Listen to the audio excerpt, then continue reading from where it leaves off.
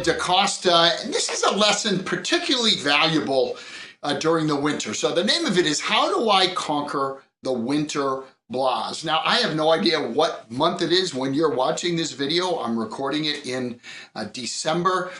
We've already passed into that time of the year where it gets dark so early. The days are much shorter, the nights are much longer. And although this time of the year is full of, celebration and certain holidays and love and parties and all of that, it's also a time where quite often people are feeling negative thoughts, feeling depressed, feeling sad, feeling lonely. And so this is my recipe. And oh, by the way, this is not something I'm just lecturing on it. I don't feel. I'm not immune to these feelings any more than anyone else, even though I'm an optimist, I'm an upbeat person, but I put this armor on each and every day. In fact, this time of the year, I have, something that I remember each year. My father passed away during this time of the year, and on and around that particular day, I respect and I love and I have positive thoughts about him, but I also need to make sure that I shake it and not have a cloud hanging over my head so that I can serve, my clients the way that I'm supposed to, and obviously be around my family and be a source of positivity for my family and my friends. So here's how I overcome or conquer the winter blahs. Number one is light. I alluded to it already. It's a time where days are shorter and the nights are longer. Use artificial light. Use the ambient light you have, open the curtains. Make sure that you get as much light as you can. Get outside, take a walk.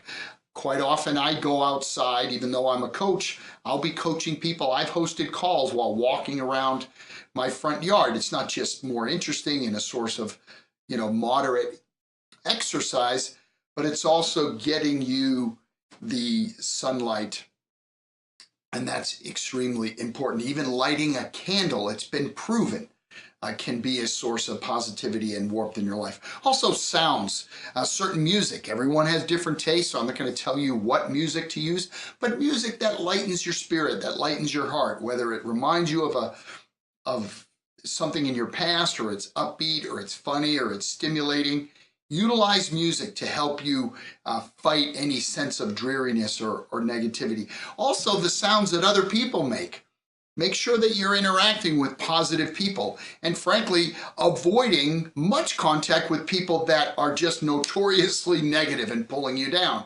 Now, there's a time and a place where you can go serve those people and try to bring them out, but be cautious about doing that too much, because there are some folks that, for whatever reason, they relish being negative and they want to pull others down with them. So focus on your inner circle during this time of the year and make sure that you're surrounding yourself to the extent that you can with positive, uplifting people. Your habits, your daily affirmations, which I talk about so regularly.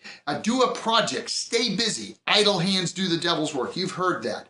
Give yourself projects, whether you're decluttering, whether you're organizing something, you're doing something for a loved one or for your household. Stay busy. Do something that you've been putting off for a rainy day, so to speak. Well, guess what? It's the winter. Less likely you're going to be doing a whole lot outside because of the cold. Make it a productive day by doing a project inside, and that tends to help you not think about any negative thoughts. And the best one, and I'm saving it for the last, is to serve others less fortunate than yourself. My favorite, go to a nursing home. Walk through a nursing home. I don't do it all the time, but quite often I will bring my dog into a nursing home. Sometimes it's I'm visiting someone that I know that's in the nursing home, but I've done it even when I didn't know anyone in the nursing home. Tell them who you are, make sure that they're okay with you. The dog is not a dog that's going to bite or nip at anyone.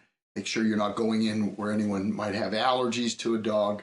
But even if you do it on your own, visit someone that's a shut-in. Visit someone that can't get out on their own. And there's just something in our human nature that helps us. When we help others, When we are causing other people to feel joy, to feel happiness, to simply tell you a story, about something that happened to them years ago.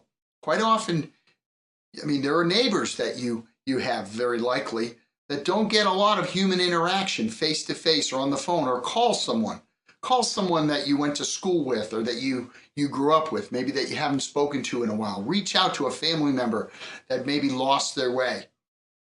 Be kind to someone. And when you cause happiness in another, isn't it miraculous how it uplifts our own spirit and it causes happiness in ourselves? It's that law of reciprocity. When you give, you also gain. You follow these formulas, and I'm telling you, you will conquer the winter blast. I hope you found this helpful. Again, my name is DeCosta. Take care, my friends.